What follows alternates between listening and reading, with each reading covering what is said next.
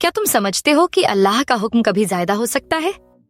क्या तुम ये सोचते हो कि जो किताबें पहले आईं वो अब काफी हैं? तो सुनो, ये आयतें तुम्हें झकझोरने के लिए आई हैं। आयत 106। हम जो कोई आयत हुक्म रद्द कर देते हैं या भुला देते हैं, उससे बेहतर या वैसी ही दूसरी ले आते हैं। क्या तुम नहीं जानते कि अल्लाह हर चीज पर कदीर है? यहाँ अल्लाह साफ करता है कि शरीयत में तब्दीली नबी की मर्जी से नहीं होती। ये अल्लाह की हिकमत और मसलहत का हिस्सा है। ये आयत उन लोगों के लिए है जो ये कहते थे, अगर पुरानी किताबें हक थीं, तो ये नई बातें क्यों? अल्लाह जवाब देता है, मैं जो हुक्म चाहता हूँ बदलता हूँ, क्योंकि मैं जानता हूँ तुम नहीं। सबका जो वक्त के साथ नहीं चलता वो पीछे रह जाता है, और जब अल्लाह बात बदलता है तो वो तुम्हारी भलाई के लिए होता है। आयत 107। क्या तुम नहीं जानते कि आसमानों और जमीन की बादशाही अल्लाह ही के लिए है? इंसान की गलती यही होती है, वो खुद को मालिक समझ बैठता है। लेकिन इस आयत में अल्लाह हमें जोर से याद दिलाता है, बादशाहत मेरी है। तुम्हें जो कुछ भी मिला है वो सिर्फ मेरी इजाजत से मिला है। सोचो, कभी सोचा है क्यों तुम्हारी दुआ पूरी नहीं होती? क्यों तुम्हारे फैसले उलझ जाते हैं? क्योंकि तुमने मालिक को भूलकर खुद को मालिक समझ लिया है। आयत 8। क्या तुम अपने रसूल से वैसे ही सवाल करना चाहते हो जैसे पहले मूसा से किए गए थे? बनी इज़राइल का रवैया था, हर बात में सवाल, हर हुक्म पर बहस। क्यों गाय भा करें? कैसी गाय हो? क्या रंग हो? अल्लाह यहाँ कहता है, अगर तुम भी वही रवैया अपनाओगे तो तुम में और उनमें क्या फर्क रहेगा? मुकाम पर सोचने की बात, क्या हम भी अपने दौर के रसूल यानी कुरान से सवाल पे सवाल करते हैं? क्यों पर्दा जरूरी है? क्यों नमाज इतनी बार? क्या ये आज के जमाने में भी लागू होता है?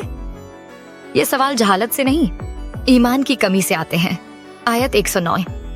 बहुत से अहले किताब तो ये चाहते हैं कि तुम्हारे ईमान लाने के बाद तुम्हें फिर कुफ्र की तरफ लौटा दें, सिर्फ हसद की वजह से।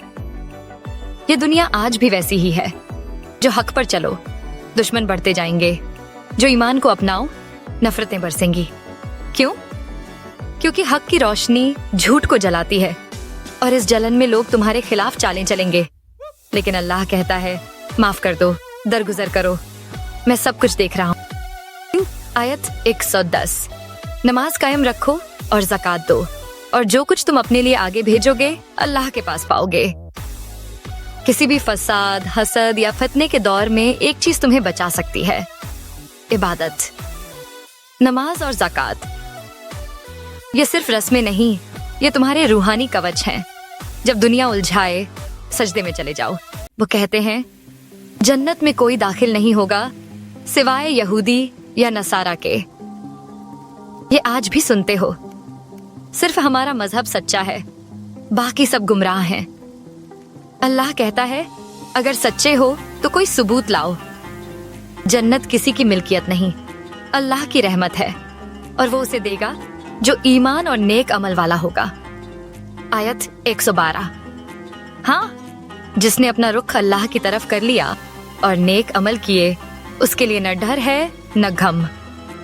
अब अल्लाह फैसला सुनाता है।